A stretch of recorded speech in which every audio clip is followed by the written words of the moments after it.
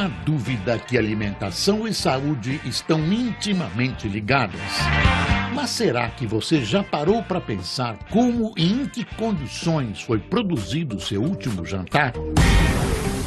Transgênicos, orgânicos, lights, novas fórmulas e variedade de produtos colorem a prateleira dos supermercados à espera do nosso carrinho de compras. Até que ponto certos alimentos prejudicam ou ajudam a nossa saúde? O boca a boca popular cria verdades e mentiras sobre o que ingerimos.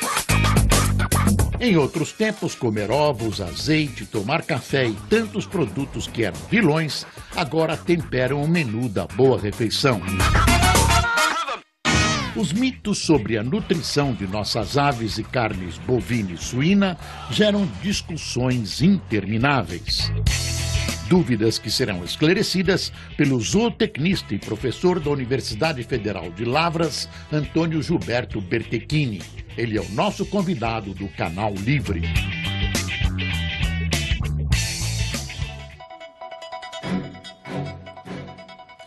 Boa noite. E para entrevistar o professor Bertechini, Antônio Gilberto Bertechini, estão comigo aqui na bancada os jornalistas Fernando Mitre e Renata Venere, que é da rádio Band News FM. Professor, boa noite, satisfação em recebê-lo no Canal Livre. A primeira pergunta é a seguinte: está surgindo no noticiário agora uma tal de carne de laboratório. O que vem a ser isso e que perspectivas ela oferece para o ser humano? Bom, boa noite a todos. É um prazer estar aqui para tentar esclarecer as histórias dos mitos, né? Obrigado pelo convite. A tecnologia vem avançando muito na área biotecnológica ao nível mundial e é possível hoje se pegar um tecido de um animal e tentar reproduzi-lo no laboratório. Por outro lado, existem os problemas que vai acontecer com o sabor, com composição. E isso é apenas o início de um trabalho na área científica e que vai levar muito tempo para se concretizar. De qualquer forma, ainda nós vamos ter que consumir durante muito tempo ainda, as carnes produzidas em condições zootécnicas de qualidade ao nível de campo. Professor, esse hambúrguer foi em Londres, né? Laboratório em Londres? Sim, sim. Onde foi produzido esse hambúrguer de laboratório. A cara dele não é muito boa. Ele tem gosto de carne? Ele poderia ser consumido nesse momento? A pesquisa em si, ela consegue colocar sabores, né? Se define, cada substância, ela tem uma maneira de ser perceptível nas nossas papilas, né, que nós temos na boca, na língua. Então é possível, ao nível do laboratório, produzir essas substâncias e é possível colocar nesses hambúrgueres. Agora, existe uma distância muito grande entre o crescimento do animal em termos de tecido e o tecido produzido no laboratório, que ele vai estar desbalanceado em termos de quantidade de ácidos graxos, de gorduras que se tem dentro dessa composição e que não vai ser igual ao produzido natural. Quer dizer, isso é possível no futuro, mas nunca será igual. É como se fosse fazer um leite de vaca totalmente artificial. Não se consegue porque tem propriedades fisiológicas que só a vaca consegue transmitir para o leite. Professor, e qual é o sentido de fazer um hambúrguer artificial, com todos os gostos ali que a gente gosta, mas qual é o sentido disso? No sentido é ter um maior controle de toda a produção de um alimento para o consumo humano. Normalmente as carnes, elas têm alto valor biológico. O que é isso? Elas contêm altos conteúdos de aminoácidos essenciais, que são aminoácidos construtores dos nossos tecidos. Então, é possível fazer isso ao nível do laboratório. Agora, não será completa como uma carne que tenha as carnes dos animais. As carnes têm vitaminas, têm minerais, têm aminoácidos, têm ácidos graxos da série ômega 3, ácidos graxos benéficos para o consumidor. Então vai ser muito difícil colocar todo esse material toda essa composição nutricional num hambúrguer artificial. Vai ser Professor, muito difícil, isso não vai acontecer. O senhor está falando aí dos benefícios da carne natural, né? E eu estou lembrando das gorduras também, né? Aí não podemos chamar de benefícios, são atentados à vida humana, pelo que se noticia por aí. Sim, sim. Eu queria saber qual é a verdade sobre a carne vermelha. A ideia geral é que as carnes elas se complementam. Por exemplo, a carne suína ela é rica em potássio. Mas para que é bom potássio?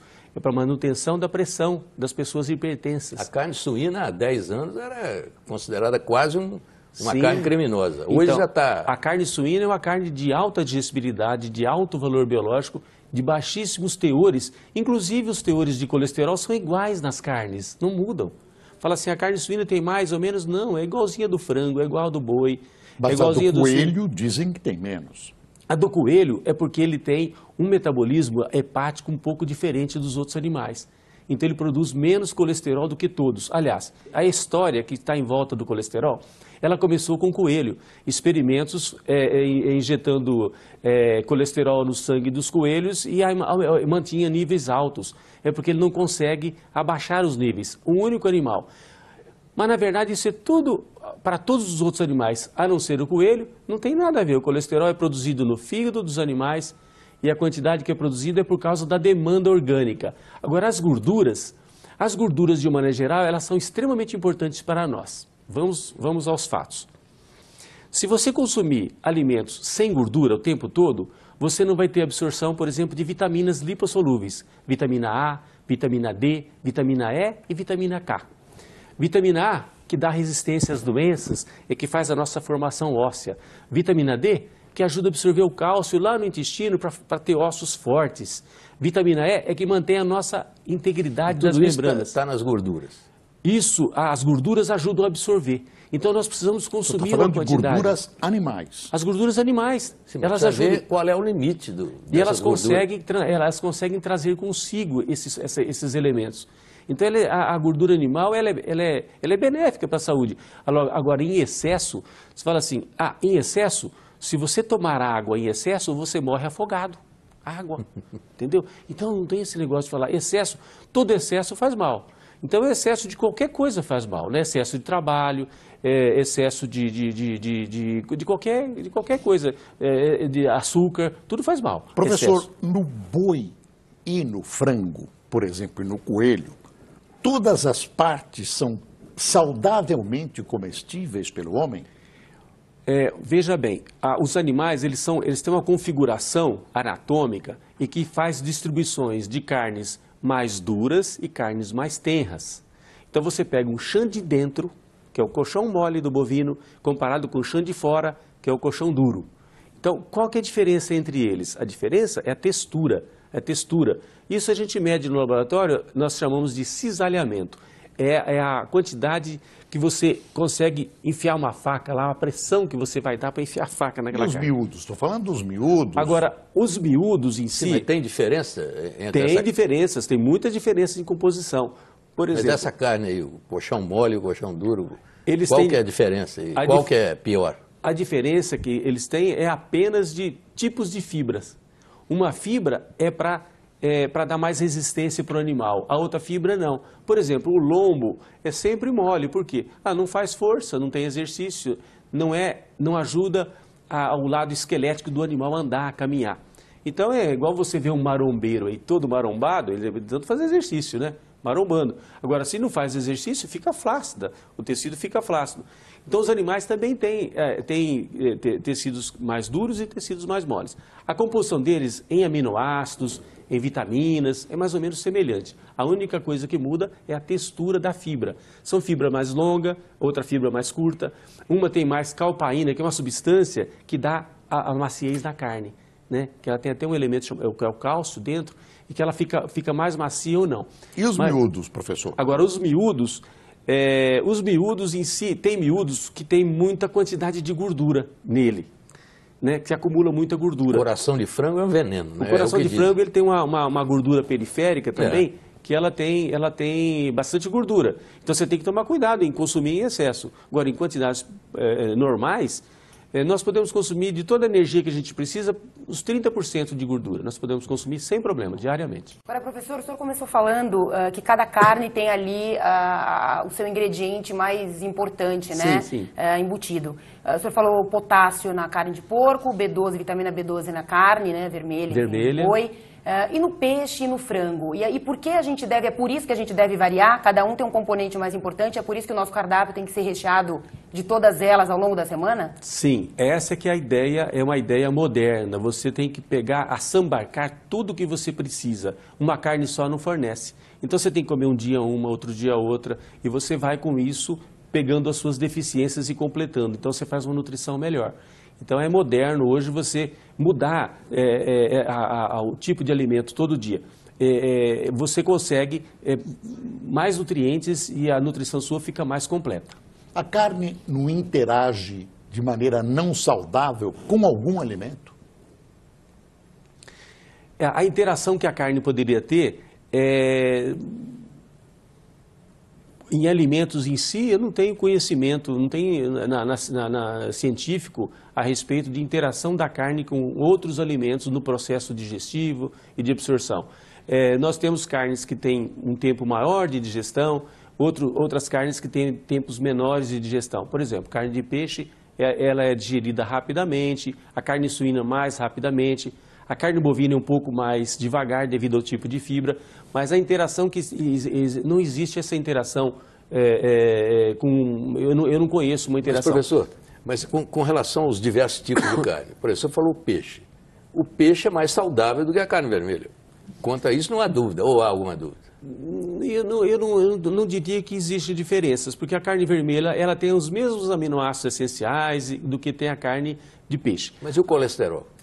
O colesterol, todo tecido tem colesterol. O colesterol está na membrana da célula, não está na gordura. Está na membrana de todas as células. Como é que os vegetarianos sobrevivem tão bem? Pelo menos aparentemente. Os vegetarianos estritos não vivem. São pessoas que têm uma deficiência muito grande. Nós precisamos receber vitamina B12. A nossa hemoglobina dura 120 horas, 120 dias. Depois de 120 dias, ela se desgasta e ela se quebra, o ferro vai na medula novamente para formar uma outra hemoglobina, e aqueles anéis da hemoglobina saem na bilis. Aquela biliverdina, na bilis. Se a pessoa não receber a coenzima B12, que vem da vitamina B12, a pessoa vai entrando em anemia perniciosa ao longo do tempo. Agora, os que se dizem vegetarianos, eles tomam complexos de vitaminas, consomem ovos, consomem leite. Agora, se for vegetariano estrito, então tem que comer um alface com a larvinha lá. Se ele comer aquela larvinha, está comendo um animalzinho que tem vitamina B12. Aquela larvinha tem. Então, soja substitui a carne? A soja carne não. de soja, por exemplo. A soja. A carne de soja, ela tem uma composição de aminoácidos interessante, mas ela não complementa, ela não é igual ela não tem todos os nutrientes que tem nas carnes de uma maneira geral. Ela é bem mais pobre. Professor, ela é muito deficiente. No interior de São Paulo, com muita vergonha, a gente vai conversando com as pessoas e descobre que ainda existe o hábito de comer insetos. Por exemplo, uma formiga, aliás, muito gostosa, chamada tanajura, içá. Içá com arroz, hein, Mitre? Você já comeu? Já, claro, diz que é gostosa e mais de uma vez. Diz que é, mas é gostosa? Claro que é cítrica. É uma coisa que eu recomendo. Na Colômbia é comum. Você já comeu, professor? Na Colômbia, sim. Aquela bundinha, eles fritam ela. Que já tem só a parte traseira.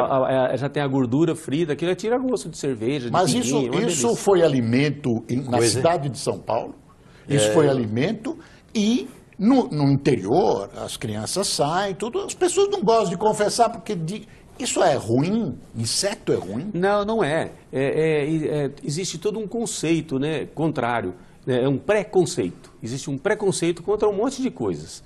E contra insetos. Os insetos, sendo bem esterilizados, eles têm composições interessantes de nutrientes. Eles podem ajudar no futuro. Talvez a humanidade vai ter que ir atrás dos insetos para conseguir sobreviver na Terra.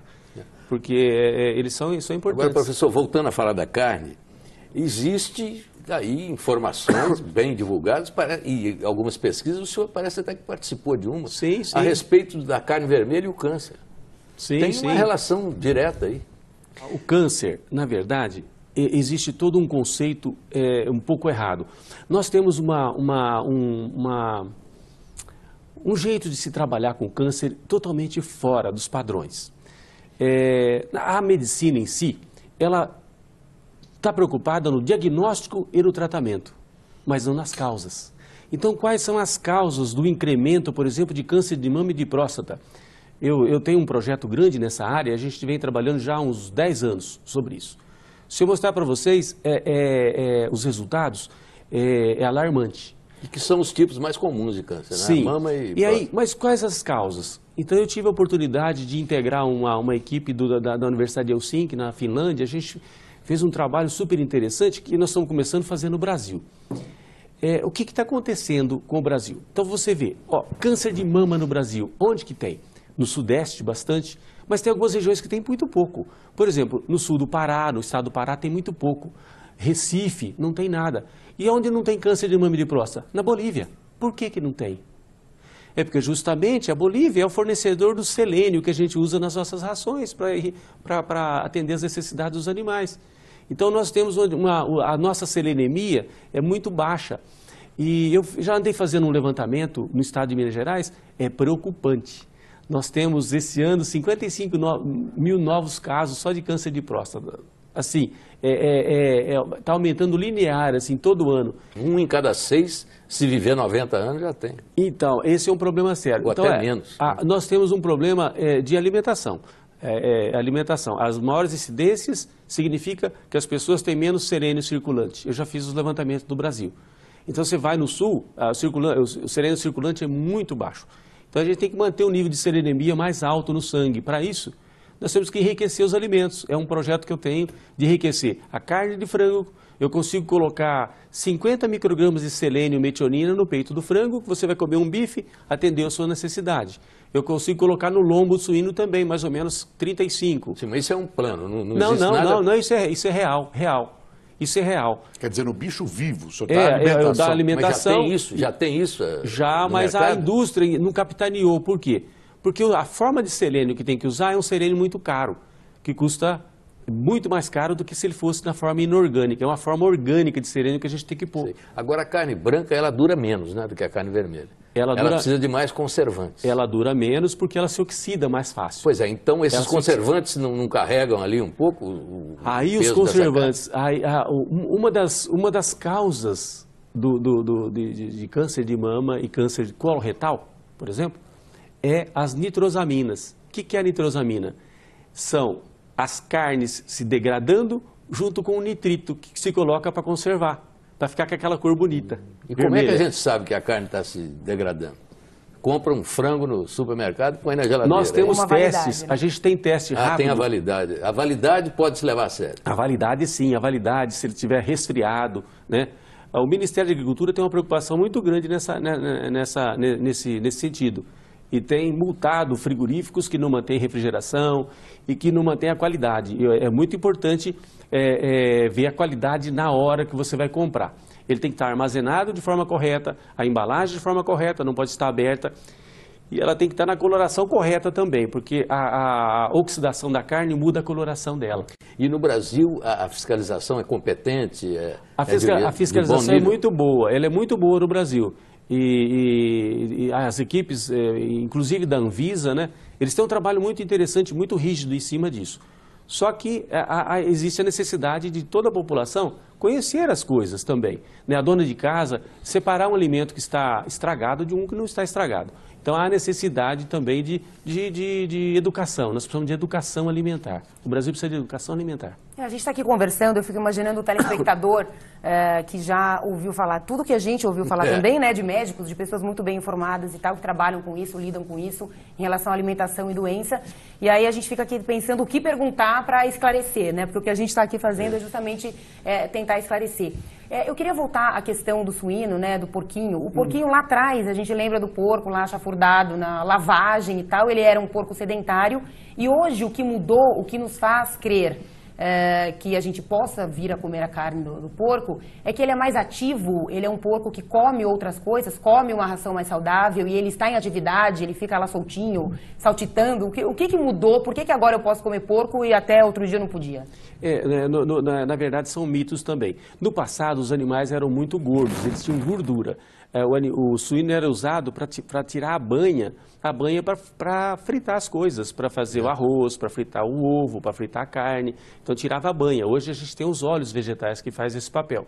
Então, esse papel de gordura perdeu o suíno. Então, através de genética, de melhoramento, investimento bastante na parte de genética dos animais, se tirou. Os animais são bastante magros hoje e tem um tecido muito... a parte de rendimento de carne aumentou e também existe na legislação, não se pode alimentar animais com lavagem. Então, não existe essa possibilidade, porque a ração que a gente dá para os animais é uma ração que nós, humanos, podemos comer. Esse é o conceito. Você vai dar uma ração para o animal, aquela que você pode consumir ela e não vai te fazer mal. Então, não é jogar resíduo para os animais. A história de usar os animais para consumir resíduos, isso não existe mais. Não existe mais e isso é proibido e não cabe mais nos tempos modernos essa história. Então, o porquinho, né, como a Renata perguntou, já está absolvido, podemos comer sem nenhum problema. É uma carne... Aquele bicho que dava na carne de porco, o bicho que vai para o cérebro, aquilo acabou. Cistercose. Essa cistercose, né, é uma tênia, né, que ela absorvida, ela entrava na corrente sanguínea e conforme ela localizava em qualquer ponto do cérebro, a pessoa ficava doida de um jeito, doida de outro, batia a cabeça, né, ficava totalmente com a embreagem desregulada. Mas, de qualquer forma, isso não tem mais, já foi abolido, a gente tem controles nas granjas, não é possível.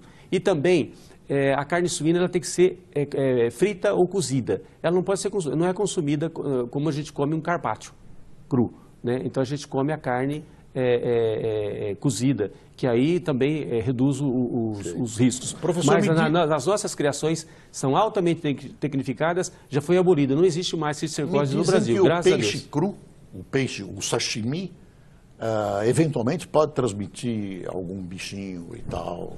Existem alguns nematóides que vivem na água e eles estão nas carnes dos peixes. De uma maneira geral, se você cortar e olhar, você vai encontrar nematóides em todos os peixes. Mas faz mal isso? Não faz mal, já faz parte. Fala assim, é igual Mas bicho parece de goiaba. que se instala no estômago e faz um furinho lá no estômago e tal, e pode ser alvo. Mas então a comida japonesa, o Boris está preocupado com a comida japonesa. Não tem problema. Não precisa ter um cuidado especial na hora de comer. Sim. Por exemplo, o salmão que a gente consome é o salmão que vem do Chile, produzido em tanques redes, com tecnologia e tal. Nem todos, né, professor? Alguns... Nem todos, né? É uma maioria. O Chile está exportando para o Brasil 400 mil toneladas ano de salmão agora. Mas conversando com uma chefe de cozinha um dia, ela me disse que não tem mais salmão realmente do Chile e que existem os peixes de cativeiro que recebem corantes, conservantes, ficam ali laranjinhas, ou da cor do salmão mesmo, né? Da cor salmão, e a gente acaba comendo como se fosse o salmão rico em ômega 3 e tal, e não é bem assim, é isso? O ômega 3... Na verdade, o peixe não produz ômega 3. Então, essa história de ômega 3, existe toda uma conversa errada, fiada sobre o ômega 3. O ômega 3 é produzido por algas de regiões frias. Mas então, em regiões frias, o peixe come essa alga. Sim, mas é só o salmão lá do rio Islay, por exemplo, lá em Vancouver. Tem o rio Islay, que a gente pesca lá, você pega salmão, e aquele salmão ele consome algas que tem ômega 3. O bacalhau da Noruega, por exemplo, é o peixe mais rico que tem de ômega 3. É o bacalhau da Noruega, porque os peixes são de fundo e eles comem as algas que são ricas. Só que ele tem pouca gordura, mas aquela pouca gordura que tem no bacalhau é riquíssima em ácido chamado EPA e DHA. Professor, quer dizer que o ômega 3 não é o óleo de salmão, ele não sai do óleo de salmão? Óleo do salmão do Canadá, das regiões frias. Todos os óleos de peixes de regiões frias, eles têm conteúdos grandes. As algas, porque o organismo animal não consegue produzir. A único que consegue produzir um pouquinho de ômega 3 de cadeia longa, ômega 3 são 3 ácidos. Um chama linolênico, outro chama, o nome é científico, chama icosa pentenóico, nós falamos EPA. E o outro chama docosa hexenóico. Hexa porque tem 6 duplas ligações, chama DHA. Então, esses 3 ácidos, esse de cadeia mais curta, ele é rico no óleo de linhaça. O óleo de linhaça é rico em o ômega 3 de cadeia curta. Mas o óleo de linhaça, sabe onde nós usamos o óleo de linhaça? Para fazer... Eu já vendi óleo de linhaça na loja do meu pai. Se o senhor vai aqui em Congonhas, vai ver os tambores de óleo de linhaça, é o lubrificante de turbina de avião. É isso. É o óleo de linhaça. Serve para fazer massa para sentar vidro também. Também. Então, e aí fala que, olha, então, essa história de linhaça também, eu não vou entrar no mérito, Professor, mas é um problema sério. Mas o ômega 3 é bom para quê?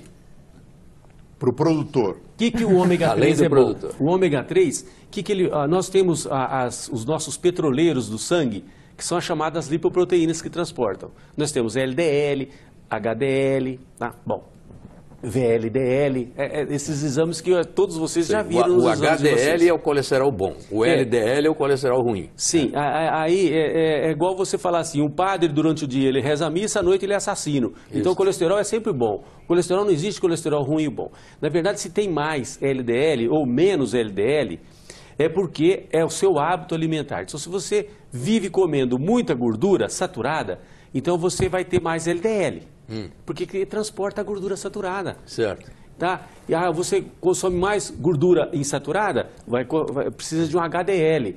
Mas nós temos 0,5% da população que não tem os receptores para tirar a gordura do sangue.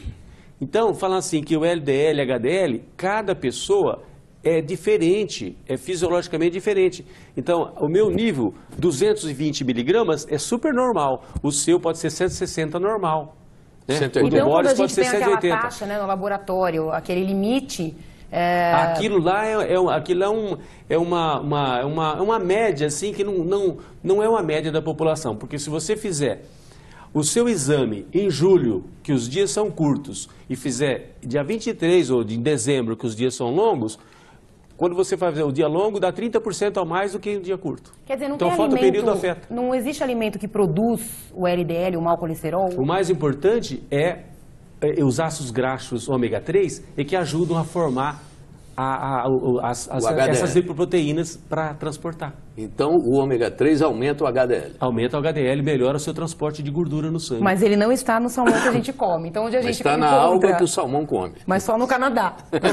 Só em região fria. Professor, você fala assim, o peixe de água quente não tem, porque a gente não tem as algas aqui. Professor, né? Índios comem animais silvestres. Esses animais os provêm suficientemente das proteínas necessárias? Sim. E é por isso que eles comem muito peixe. E o peixe é um alimento rico, vamos dizer assim, é o mais rico em termos de composição nutricional, o peixe. Ele é muito rico, principalmente em aminoácidos essenciais, vitaminas, minerais, o peixe é rico. É uma carne super saudável que deveria ser consumida mais no Brasil. Não se consome porque não tem peixe, né? Mas existe a necessidade de a gente consumir mais peixe. Bom, eles comem muito animais silvestres, eles comem muitos frutos da mata, raízes, então eles complementam bem a alimentação. E eles têm uma alimentação bem saudável, os índios, do ponto de vista de composição nutricional, melhor do que a nossa. Não tem câncer da mama, nem...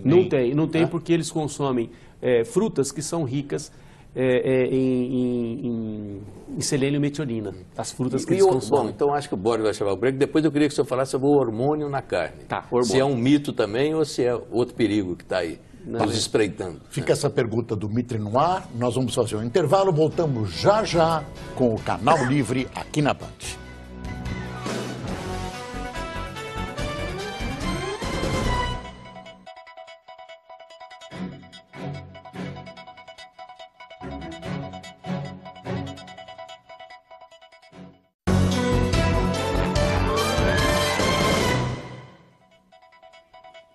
Estamos de volta com o Canal Livre, que esta noite recebe o zootecnista Antônio Gilberto Bertechini. O Mitre tinha deixado no ar uma pergunta. Mitre. Professor, o senhor está derrubando aqui vários mitos. Eu vou lhe fazer uma pergunta, quem sabe é mais um, que é o hormônio na carne. A gente sempre ouve falar no hormônio como uma coisa perigosa, meio clandestina. Tem hormônio nesse frango, tem hormônio aqui e tal, toma cuidado e tal. Queria que o senhor explicasse se a gente tem que tomar cuidado mesmo com o hormônio. Não existe hormônios nas carnes. E não se usa hormônio para criar frango, por exemplo, porque não funciona. O frango é abatido muito novo, tem a idade, não funciona. Não é porque a indústria é muito boazinha, porque se funcionasse, a indústria ia querer produzir algum frango mais rápido e tal. Mas, na verdade, o frango que nós temos é fruto de genética, melhoramento genético, conhecimentos de nutrição, de manejo desses animais, de ambiente. Então, os animais crescem rapidamente por causa de todos esses fatores. Não tem nada a ver com hormônio. Mas o boi tem um hormoninho. Não, mas uma pergunta que eu queria fazer. Este frango que o senhor acabou de descrever é melhor do que o famoso frango caipira? A única diferença que tem, as composições da carne em aminoácidos são iguais. A única diferença é que o frango do passado precisava correr da lontra, correr do animal para pegar ele. Isso. Então ele tinha mais fibras chamadas... A carne era dura. Carne mais dura, era carne mais escura, porque tinha maior influxo de sangue, precisa correr. E o animal de hoje mudou. A gente tem um frango, a gente fala duplo peito, é um frango com formação, ele tem um peito grande. Pra você ter uma ideia, um frango de 3 quilos tem 1,2 kg de peito. E ele é meio branco, né? E é branco porque são fibras longas e fibras com baixa vascularização. Mas ele tem a mesma qualidade ou mais qualidade? A mesma qualidade. Só que muda o que? A textura, muda toda a textura, né? Para você fazer, ele muda. Mas a composição em si é a mesma. E a história de hormônio, isso é história também, não existe, não funciona. E do boi. O boi, no passado, se usava um hormônio semelhante à testosterona para poder fazer com que o animal ganhasse mais peso. Bom, foi feita a lei, na época do nosso saudoso Paulinelli, na época de ministro, foi feita uma lei que é proibido o uso de hormônio para bois. Então, o que nós fazemos com os bois hoje? A gente confia os animais inteiros, porque aí ele tem a testosterona natural dele. O senhor disse saudoso? Não, ele está vivo. Saudoso, está vivo. Está vivo e forte. Tem saudade dele lá na universidade? Sim, saudoso, porque ele gosta muito da universidade, vai lá, dá ideias. Me assustou agora. Ele é muito espirituoso e é um pouco filósofo também. E aí, não se usa hormônio, nem com os animais, não funciona também. E não existe no mercado hormônios para se aplicar em bovinos. Que trazem do Paraguai para aplicar? Mas não usa, não tem usado, e o Brasil é livre disso. E a legislação é bastante severa em cima disso também, e não tem. Não se usa hormônio em hipótese alguma. E com frango não se usa, com suínos não se usa, e com bovinos não se usa no Brasil. O senhor falou sobre o frango, até o aspecto, né? Aquele peito, assim, grande, uma coisa meio marombado, né? Quem está habituado em academia e tal. Não tem hormônio. O que ele tem? Então, essas mudanças, esses incrementos genéticos, fazem com que o frango fique mais... saudável nesse sentido? Seleção. Só seleciona aqueles que têm uma maior conformação. Vai selecionando, fazendo cruzamentos, selecionando até pegar os animais que têm uma configuração de carcaça que o mercado quer, porque a carne de peito tem o maior valor agregado. E existem as máquinas também para filetar o peixe, o peito do frango, são máquinas automáticas. Então precisa ter o peito grande para entrar na máquina para fazer o filé. Professor, e já que estamos falando de frango, de galinha, pensando no galo também, e o ovo? O ovo, ele era o vilão da alimentação até recentemente. Agora parece que está mudando de status. Eu queria saber, comer ovo 3 vezes por semana, tem algum problema? Não existe relação nenhuma em consumir ovo com qualquer problema. Na verdade, quando você consome mais ovo, você fica mais resistente a doenças, você sente menos fome. Quer emagrecer, consoma ovo todo dia, que você emagrece, não sente fome, porque ele tem uma nutrição completa. E o ovo tem um conteúdo de colesterol muito baixinho, que não altera nada o nível então sanguíneo. É mais um mito. Estamos derrubando mais um mito. É um mito. Na verdade, existem esses mitos todos, e que, se a gente levar para o passado, havia um tempo no passado que a gente comia alimentos saudáveis, comia sem culpa. E a gente era feliz, né? Mas também morria mais cedo, né, professor? Não morria atacado às vezes da onça, né? Mas aí a gente não tem hoje as pessoas ficam muito preocupadas com a saúde, e aí que está o problema, chama-se estresse. Esse estresse de preocupação com a saúde que cada um tem. O estresse é terrível, o estresse altera tudo no organismo. Então é o estresse que está causando todos esses problemas das pessoas, é estresse. Professor, falando em estresse, e o ovo de codorna, os mitos que existem sobre o ovo de codorna? O ovo de codorna, tem até a música do Gonzaga, né, que ele resolve o problema de todo mundo. Mas, na verdade, é pelo formato dele. Mas se você for descascar ele também, né? Porque depois você tem que ficar limpando, porque dá aquela casquinha. Então, mas o ovo de codorna, ele é um pouco diferente do ovo da galinha. O ovo de codorna, ele tem maior conteúdo de gema em relação à clara. E os nutrientes, a maior parte dos nutrientes estão na gema. Então, proporcionalmente, o ovo de codorna, em base de quilo comestível, ele tem mais gema do que o ovo de galinha. Então, ele é mais rico, sim. Ele é mais rico em vitamina A, vitamina D, ele é mais rico na base de peso. Mas na base de grama por gema ou de clara, as composições são exatamente da galinha. Mesma Sim, coisa. mas não resolve problema de impotência. Resolve, porque as coisas são mais psicológicas também, né? Às vezes são mais psicológicas. Mas hoje o pessoal tem aí o Viagra, né? Quem usa não pensa mais em ovo. Sim, ovo o Viagra tem, mas existem os naturais, né? Mas, Me professor, permitam voltar aqui ao ovo. Viagras naturais funcionam, esses de ervas e tudo isso? Funciona muito bem. E tem algumas ervas, eu não posso dar o nome aqui, senão por vai quê? sumir do mato. Você escolhe quanto tempo você quer, 1 hora, 2, 3, 5 horas, você vai ficar enrijecido de 6 horas? Tudo bem, 6 horas. mas dá exemplo de uma erva, ervas, só. Né? Não pode dar. Não, aí vai acabar com elas no mato aí. Agora, professor, Mas voltando- já existe essas pesquisas sobre isso funciona muito bem, muito bem. Falando ainda um pouquinho sobre o ovo, por que ele é tão bom? E a gente pode consumir quantas vezes por semana? E ele deve ser intercalado, porque a gente está falando aqui de fontes de proteína, né? Então, as carnes de diferentes animais e o ovo. A gente deve intercalar, a gente deve comer um ovo, um bife a cavalo, por exemplo, o ovo em cima da carne, isso deve ser consumido ou é exagero? Não, isso é fantástico. Um bife a cavalo é fantástico. Ele complementa, uma coisa complementa a outra. E o ovo você pode consumir ele todo dia. Ele não te altera níveis sanguíneos de nada dos seus exames. Ovo Então, frito, não. agora, uma coisa eu tenho que concordar. Frituras. Nós humanos, deveríamos banir frituras. A fritura que é o problema. A fritura é que provoca os ateromas moles. Porque a gordura insaturada, ela oxida, quando ela entra na corrente sanguínea, ela vai formando gotas, e essas gotas é que dá o aneurisma.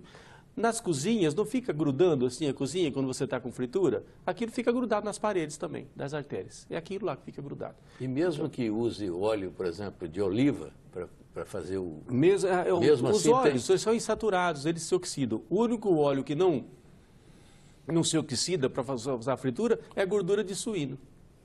A gordura suína não oxida. Esse que parecia ser o mais perigoso. E eles falam de assim, todos, a gordura tem muito colesterol. A gordura não tem colesterol, a gordura suína não tem colesterol. Tem pouquíssimo, tem menos que a carne.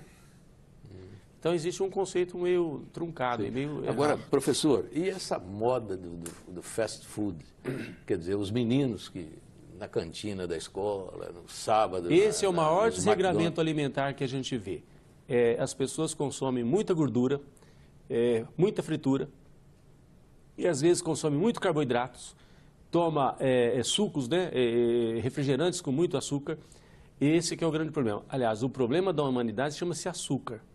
Porque o que aumenta, por exemplo, a colesterolemia das pessoas é o açúcar. E não o é sal a não? carne. E o sal não, professor? O sal? O sal aumenta a pressão, porque aumenta o influxo de água para o sangue, então aumenta a pressão do sangue, o sal.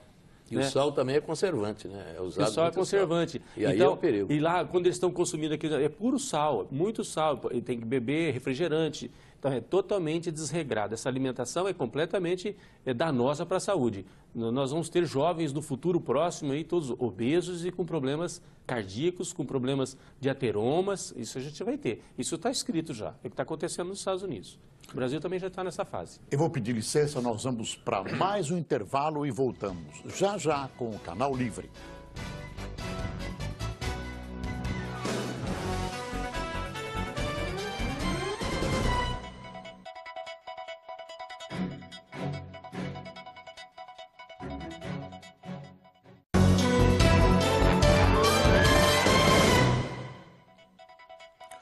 Estamos de volta com o Canal Livre, que esta noite recebe o zootecnista professor Antônio Gilberto Bertechini.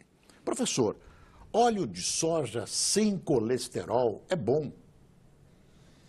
É até engraçado falar assim, os vegetais não produzem colesterol. Então, se você vê numa latinha de óleo de soja escrito sem colesterol, aí você só, naturalmente já não tem colesterol. É para enganar, isso usa como marketing para poder vender.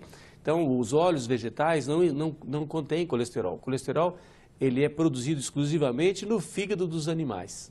No fígado dos animais, só produz colesterol. Professor, quando o senhor disse que o mal da humanidade é o açúcar, a gente imediatamente pensou em quê? Nos produtos diet e light, né?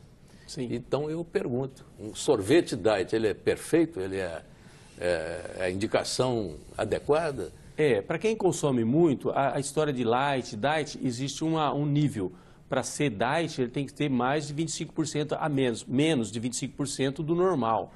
E para ser light, acho que é 10% ou 11%, na legislação existe esses níveis. Realmente, as pessoas que têm problemas de consumir muito açúcar, consumir alimentos que têm menos açúcar é mais saudável. Agora, precisa ver se esses alimentos, eles têm ou não. Porque, às vezes, existe uma informação que tem menos, mas ele é igual. Ele é igual. Então, o organismo, se ele tem menos, aproveita mais até. Então, a ideia geral que a população tem que entender é que tem que consumir menos açúcar. O café tem que ser um café com pouquinho açúcar, ou amargo, o café sem açúcar quase. Senão a pessoa cada vez que toma uma xícara de café está tomando uma colher. E o mel, esse açúcar... E o adoçante, né? O adoçante Agora, também há restrições, o adoçante né? é uma tragédia. O adoçante... Todas as linhas então de eu já vou adoçante, contar a né? história do adoçante. O adoçante, a 30 graus, acima de 30 graus, quando você coloca o adoçante, não vou falar nomes, mas a maioria deles, produz uma substância que chama metileno. É ela que provoca lesão na artéria. E ao provocar lesão na artéria, vem o colesterol para tapar aquela lesão e ele segura para tapar o buraco. E aí, para os ácidos graxos que estão circulando. Os ácidos graxos. Então, fala assim, o colesterol, eu já analisei mais ou menos uns 50 ateromas de pessoas que faleceram. Tem um colega no Rio de Janeiro, a gente trabalha junto, um cardiologista, então ele manda, eu faço as análises. Então, aquele ateroma tem o que na composição? Tem mais ou menos uns 15% de colesterol, deve ter uns 8% de cálcio grudado, que o cálcio gruda, e a maior parte é ácido graxo de cadeia longa. Sabe onde está esse ácido graxo de cadeia longa? Saturado? E o mel, professor? É a margarina, né? É a margarina. Agora, o aspartame, quando apareceu, parecia a solução da humanidade. Mas acontece que ele provoca, dá umas substâncias que lesam as artérias. Não é só as substâncias que tem no cigarro, não. As substâncias que estão nesses adoçantes também provocam. Mas se sabe em que quantidade isso? Porque também, se a gente for pensar assim, a gente não come nada, né? Sim, mas tem gente que usa muito, né? Você vê, a pessoa coloca muito. Mas é melhor, então, um pouquinho de açúcar. Sim, um pouquinho de açúcar, o mel também é saudável. O mel é frutose com glicose, então é melhor para o nosso organismo. Mas tem que ser quantidades pequenas. Então tem que, vai fazer um bolo, menos açúcar. Vai fazer um doce, menos açúcar. Vai tomar café, menos açúcar. Chá, não toma com açúcar, com um pouquinho de açúcar. Então existe um erro de conceito que vem desde quando a gente é criança, de adoçar, vai adoçar muito doce. Não pode, tem que mudar o conceito. Mudar o conceito de que as coisas são boas sem o açúcar. Claro. Né? É uma questão cultural café até. Né? É questão cultural. Então tem que mudar na base. Né? Açúcar não usa. Né? Professor, eu queria fazer uma pergunta ao senhor antes que o programa termine, que é a respeito do antibiótico. Nós todos vivemos em função do antibiótico. Né? Qualquer coisa vem um antibiótico aí. Eu vi uma declaração do senhor há algum tempo dizendo que a produção de antibióticos estava parada no tempo. A vida continua, as ameaças são novas e o antibiótico é o mesmo, é velho. É verdade isso? O antibiótico não está atendendo mais às necessidades? É verdade. Para desenvolver um antibiótico, a indústria gasta 10, 15 milhões de dólares para desenvolver um antibiótico e não existe uma perspectiva de aparecer novos antibióticos. Existem alguns antibióticos de última geração, mas são produzidos em quantidades tão pequenas, que se você precisar dele, você vai pagar uma fortuna para usar. Então, já faz uns 15 anos que não se lança antibióticos novos. Então, a indústria de biotecnologia que produz antibióticos está um pouco defasada, parou um pouco no tempo, parou de investir, ganhou muito dinheiro durante muito tempo, parou de investir. E os antibióticos naturais? Os antibióticos naturais são interessantes. Se todo mundo pudesse ficar uma semana em uma tenda de índio, lá, vai em Mato Grosso e fica, você vai aprender tudo. Lá tem remédio para anti-inflamatório, tem anestésico, tem antibióticos naturais, vários tipos, para vários tipos de problemas. Então, na natureza existe, só que nós precisamos de descobrir essas coisas. O mel de abelha, ele tem qualquer coisa de antibiótico. É o própolis, né? Aquela própolis é um antibiótico natural da abelha. Né? A abelha consegue, é a defesa dela. E pessoas estressadas se sairiam bem nessa aldeia de índios? Sim, aprende muita coisa.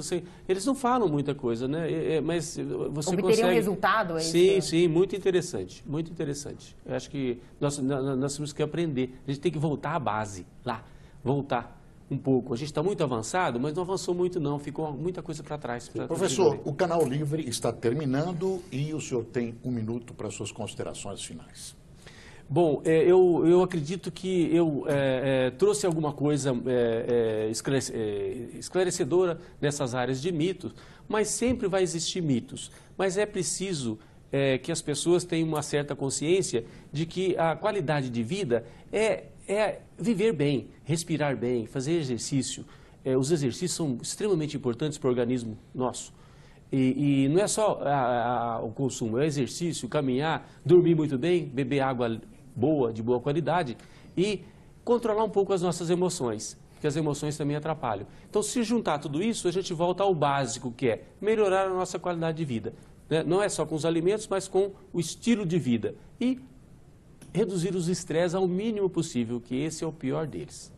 Ok? Obrigado. O Canal Livre de hoje fica por aqui. Nós agradecemos a presença do professor de zootecnia, Antônio Gilberto Bertechini, e dos jornalistas Fernando Mitre e Renata Venere, que é da Rádio Band News e da Bradesco Esportes FM. Uma ótima semana e a gente se vê no próximo domingo. Até lá.